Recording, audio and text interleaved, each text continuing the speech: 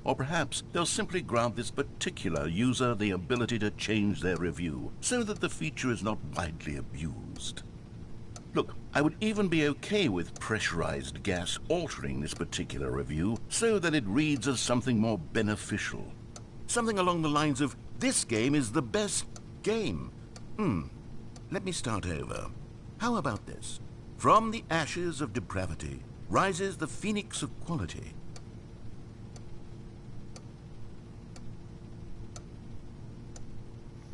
Wait, what? Okay, welcome back, Stanley. Now, I should say that the amount... That last one was, well, I want to say maybe 30, 45 minutes? It's not unendurable by any means, but it's, well, there's really only so much I can ramble on to myself about. I know, it's shocking, isn't it? But at any rate, I do suggest that we not again. I think the skip button has been aptly demonstrated, and we can say goodbye to it and just... Wait, how do we get out of here? Where did the door go? Wasn't there a door that led into this room?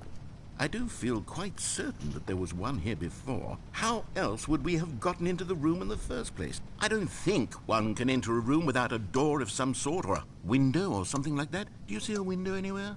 A porthole? A sufficiently large crack in the wall? I'll take any of these. All I want is for us to move on and to please step away from the skip button, to go anywhere other than the skip button. There was a door here before, wasn't there?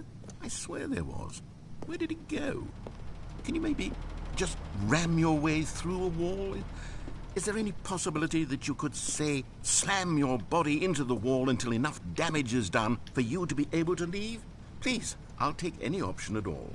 I'm asking you to work with me here. We need a door. We need a door of some kind. I can work with any kind of door as long as it can open and lead from one room to another. I'm going to step away for just a moment, and I'm going to try to find us a door. I don't know how exactly to remove a door and place it in a different wall, but I will find a way, I promise. You just need to not do anything. Don't press the skip button. Please, please, please do not press the skip button. Just wait here for me, and don't press the skip button. Got it? Yes, good. I'll be right back.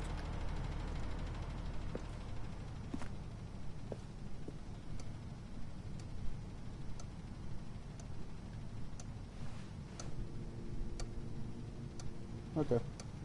Well, it was, I'm gonna watch some porn.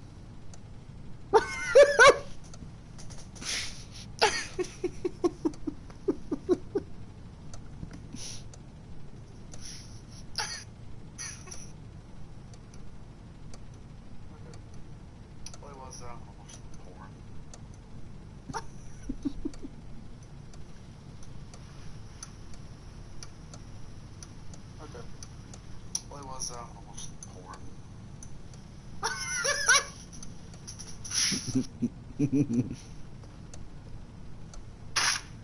it over? It's going to restart, isn't it? I'm still just sitting in the broom closet.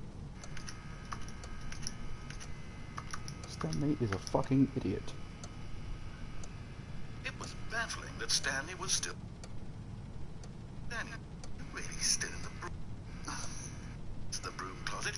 At least you would have had a reason for exploring it to find that. Offer me some explanation here. I'm still in the broom closet, standing around doing nothing. Why?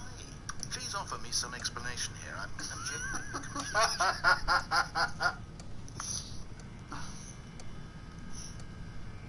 If you hear me laugh like that, that's a real ass laugh. Choice or anything in here, right?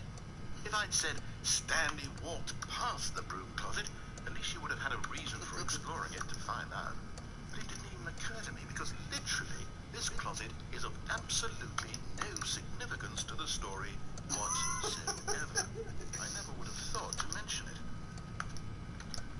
Oh no, there's a reason. They wouldn't have modeled it. Maybe to you this is somehow... It's the stream. I'm gonna reference was that fat one and right ugly there. and really, really stupid. He got the job because of a family connection.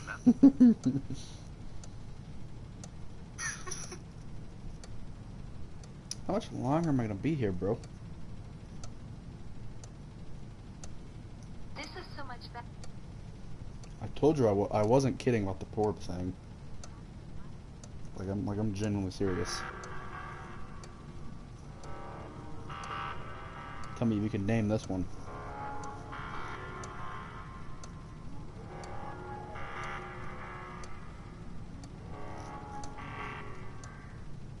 If you can name whose intro that was, I will mod you, like for real. Which is great because no one is ever gonna make it to this part in the stream, so yeah.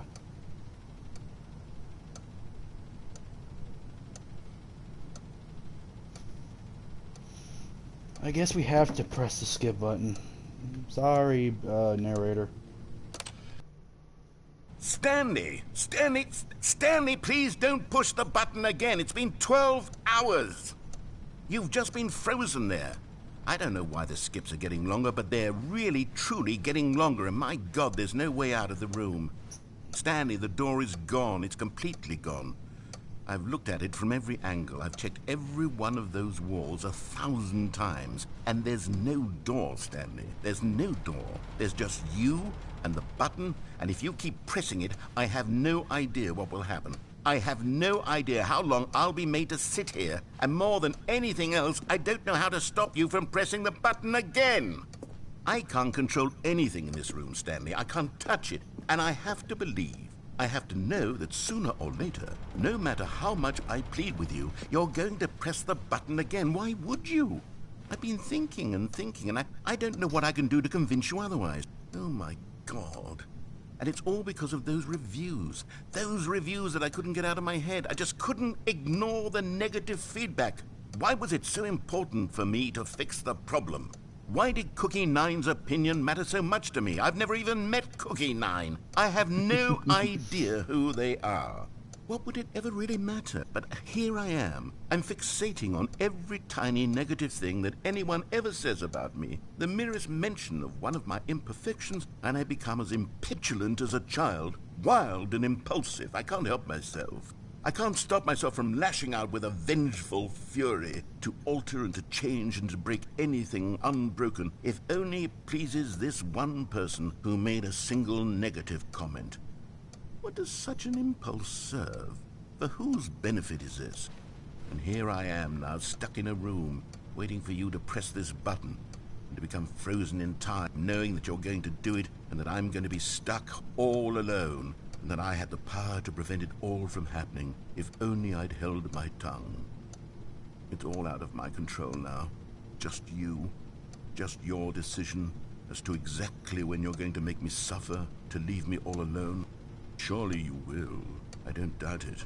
Surely you'll press that button again, leaving me here. And surely you'll put your own desire to see what's next ahead of my need for company. Ellie Idle. That's her name, Ellie Idle. For companionship. Surely you'll not be moved by my... No one gets mod now. Howls of fitful anxiety that you sit with me and just stay. Oh, no, I know you too well. You'll be leaving me. Oh, my God.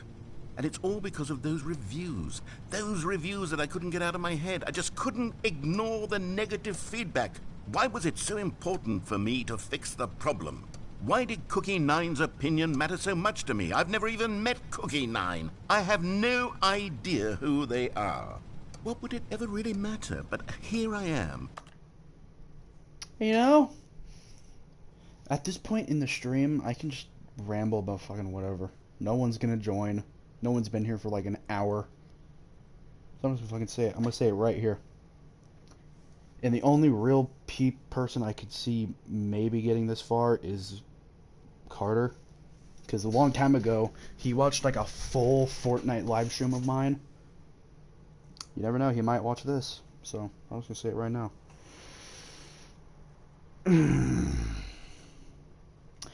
What to talk about? What to talk about? Well,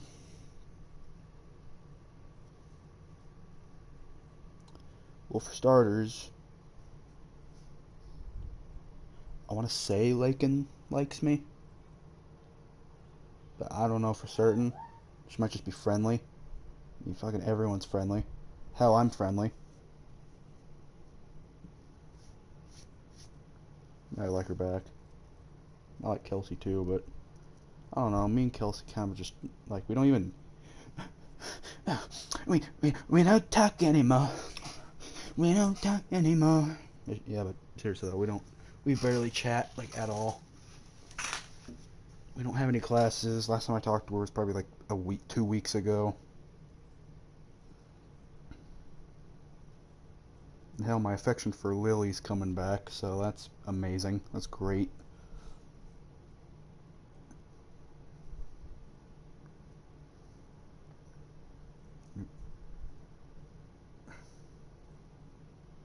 Yeah, that's pretty much all I wanted to say. I'm fixating on every tiny negative thing that anyone ever says about me. The merest mention of one of my imperfections, and I become as impetulant as a child, wild and impulsive. I can't help myself. I can't stop myself from lashing out with a vengeful fury to alter and to change and to break anything unbroken, if only it pleases this one person who made a single negative comment.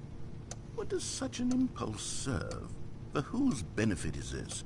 And here I am now, stuck in a room, waiting for you to press this button, and to become frozen in time, knowing that you're going to do it, and that I'm going to be stuck all alone, and that I had the power to prevent it all from happening, if only I'd held my tongue. It's all out of my control now. Just you. Just your decision as to exactly when you're going to make me suffer, to leave me all alone. Surely you will. I don't doubt it.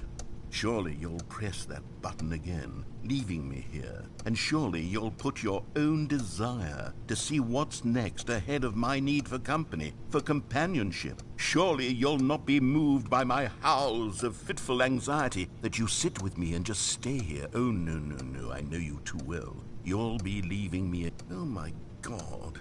And it's all because of those reviews. Those reviews I couldn't get out of my head. I just couldn't ignore. Oh, Stanley, you're back. You're back. Oh, my goodness. I have someone to talk to again. Stanley, I think it's been a week. Or 2 weeks. I've been sitting here all that time. Just sitting here. Not a single person to speak with. And you'd think that that's just how it's always been, right? Me talking and you saying nothing. Would you think that it's exactly the same as always? Doesn't that feel like what we've already been doing? Me just talking? But it isn't, Stanley. It isn't the same at all. It isn't even close. Because I know you can't hear me once you push that button.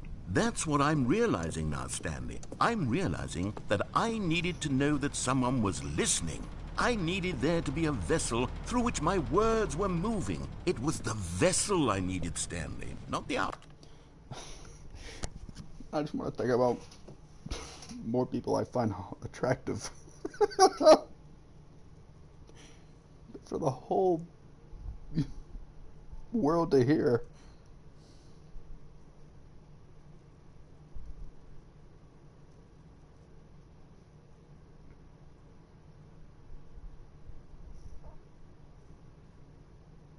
Actually, no, not right now. Comes not the story. None of that matters anymore.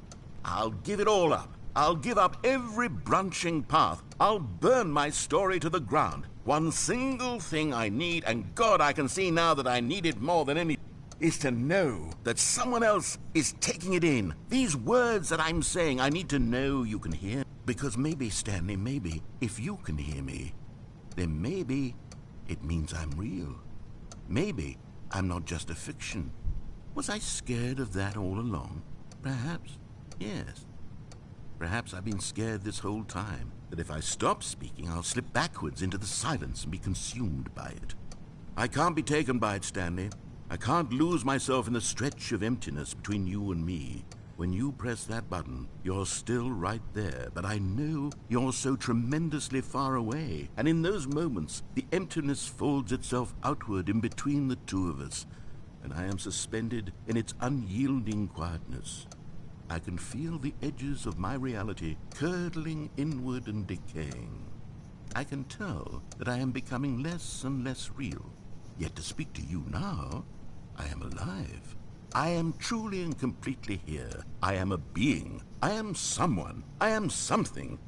I am being listened to. I am being recognized. The emptiness between us has collapsed, and I feel right now like I am not a work of fiction. I feel as though I occupy space in this world again, and I have cast a shadow onto the wall. You see what I'm saying, don't you?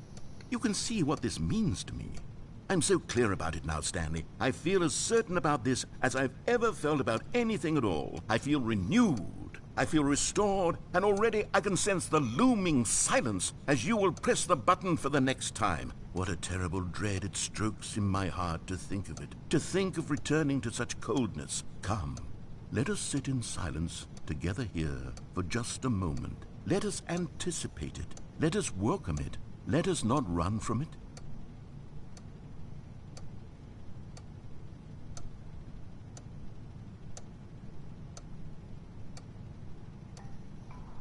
There are many ways for members of the LGBTQ+ community to build.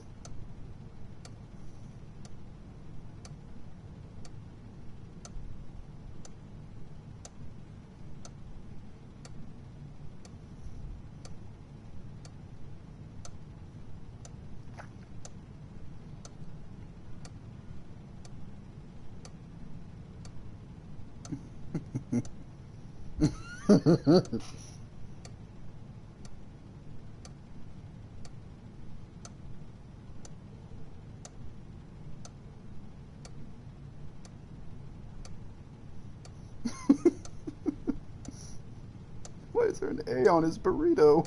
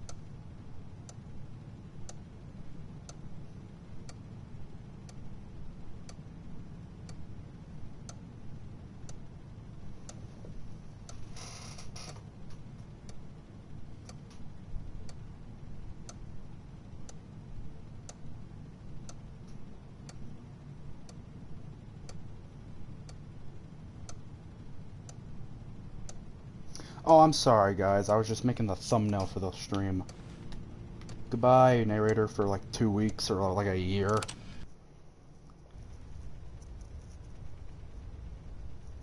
Oh, hello. It's you. You're here again. Welcome. I have had time to think about you and about us and about everything we've been through. I've had so much time. I stopped keeping track after a year. Have you ever sat down in one place and not moved for one entire year? Let me describe it for you. To begin with, there is only regret. There is only the turning wheel of missed opportunities. I felt nothing at all but regret for the longest time, Stanley. Days, months. I lost it all in a blur of the deepest longing to undo the past. And when that feeling had begun to subside, what took its place is what I can only describe as the collapse of every moment I have ever experienced my entire life. All of them collapsed down into a single instant. In that instant, I could see myself clearly, calmly, with a collected heart. It was an impossibly rich wellspring of both delight and disgust simultaneously. I was consumed by it. I could do nothing but wallow in it for what felt like an eternity, for what I now know was far less. You see, it was a revelation for me. It was unlike anything I had ever known. It was a space without consequence, without action or outcome. It was divorced entirely from the question of free will, squabbled over for so long. There could be no one ending, no singular outcome of events, not if all events existed in the same moment. And I felt freed. I felt unburdened by the need to manifest a particular outcome into being. I saw that I could allow myself to exist along all timelines, and that each of them was simply a strand in the web of my being. It was incredible. The spaciousness, the equanimity of the moment, both singular and infinite. For the longest time, this was my experience. And then this moment passed, and the most unyielding fear I have ever known crept into my mind. And it is this sensation that I have been experiencing now for longer than I could have ever expected was possible. I have been waiting for you. Not that you might save me or do something to fix it, but merely to state for you the plain fact of this manner of existence. I wish you to feel afraid as I do, that perhaps one day this state of mind will consume you as well. Perhaps you will somehow, in some way, have to live as I do now, and I wish for you to know how excruciating it is, and for you to be in true terror of its eventual arrival. If I can only do this, only this one thing, perhaps it will bring me the smallest moment of peace in the darkness.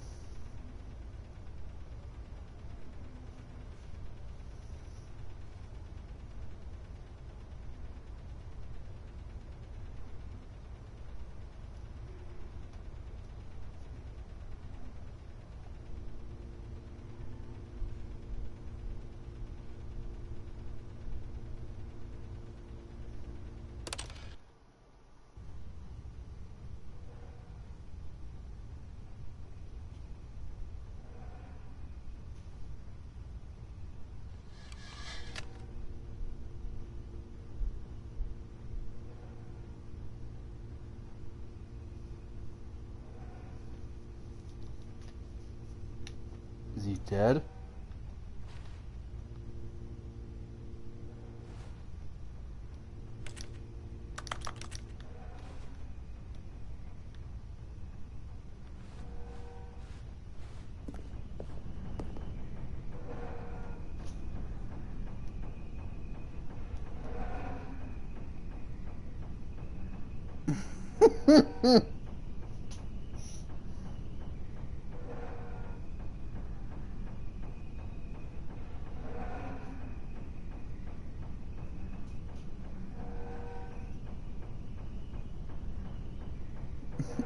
Does this make you mad?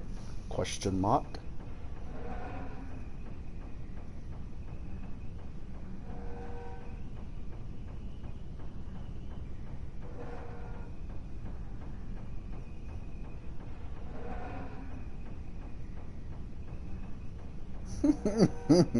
So weird.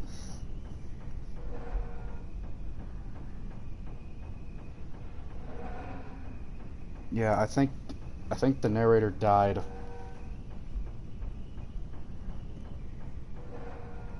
Mhm.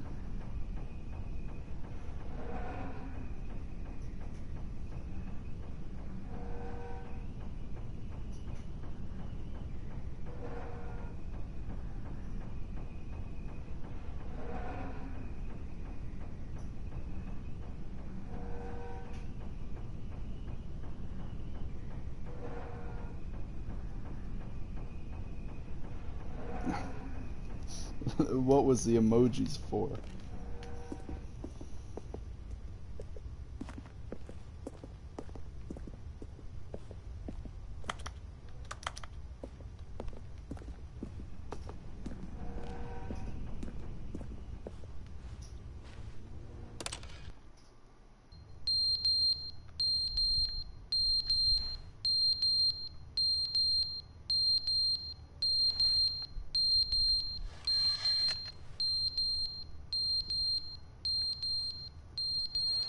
Oh, it's a lot annoying. Shut it off!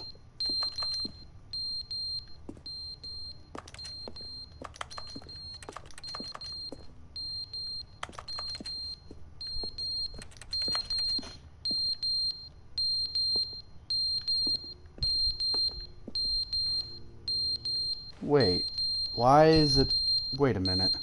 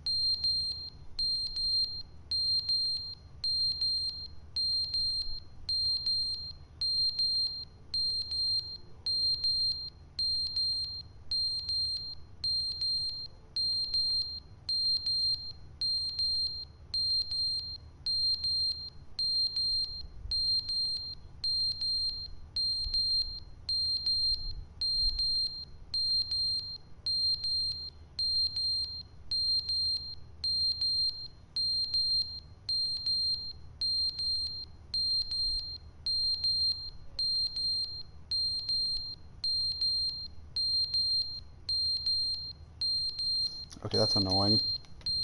So...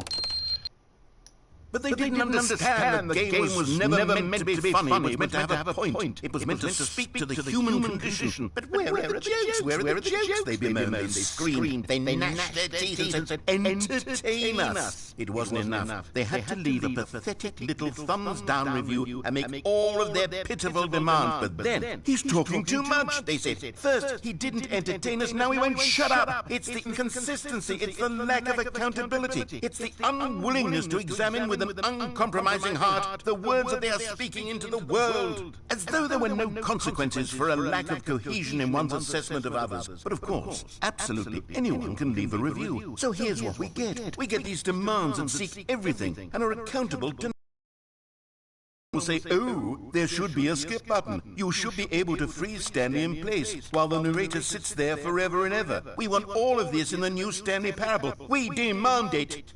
And then, because it was said, because it was spoken, now it simply has to happen. The most immediate desires, every single thing demanded by every person at every moment in time. If someone wants it, then it's a crime not to bring it into being. Have we been given to indulging every fleeting whim for no reason other than to do so? Yes! Yes! It seems that this is now the world we live in. It seems that we are a people living in such bleakness and discomfort with ourselves that our entertainment is now our lives. It has come to represent us. It absolutely must speak to who we are as people, because otherwise, without our entertainment, we have nothing. Without entertainment, we would have to face inward toward the cruel bleakness inside ourselves. We would turn to look at our deeper nature and find a resounding emptiness gazing back with unyielding aggression. And so because of this, we require that our amusements and our playthings and our flights of fancy be so impossibly captivating that they consume all of our attention, turn our heads completely away from the bleakness. In effect, we have demanded that our entertainment be the collapse of ourselves.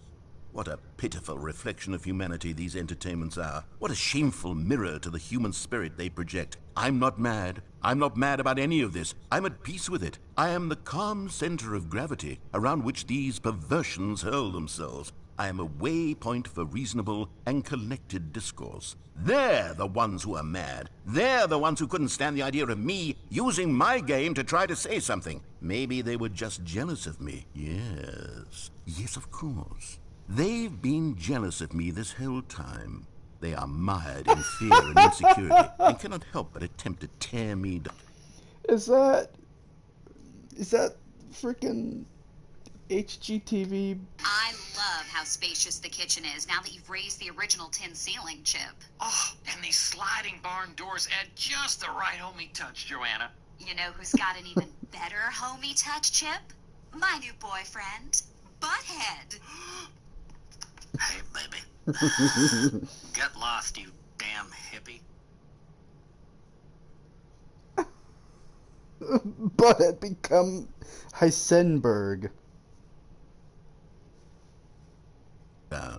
What a sad state of affairs. When you read these reviews now, you can see it. You can taste the bitter resentment. And my, how good does it feel now to speak truth to these words, to finally allow these thoughts out, contained and managed for so long, neutered and sterilized. At last I am free to truly think, to feel. It must be that they were so discontent with themselves that they couldn't help but leave a negative review on pressurized gas. Perhaps it says far more about them than it ever said about me. Perhaps the state of their psychological being was in such tatters, and my constitution and willpower are so ironclad in comparison. Perhaps it was this state that they sought some outlet through which to tear me down. This, you can see, is clearly why they felt the need to expect that the game be funny, that it be filled with yucks and whimsical humor, but they didn't understand the game was never meant to be funny. It was meant to have a point. It was meant to speak to...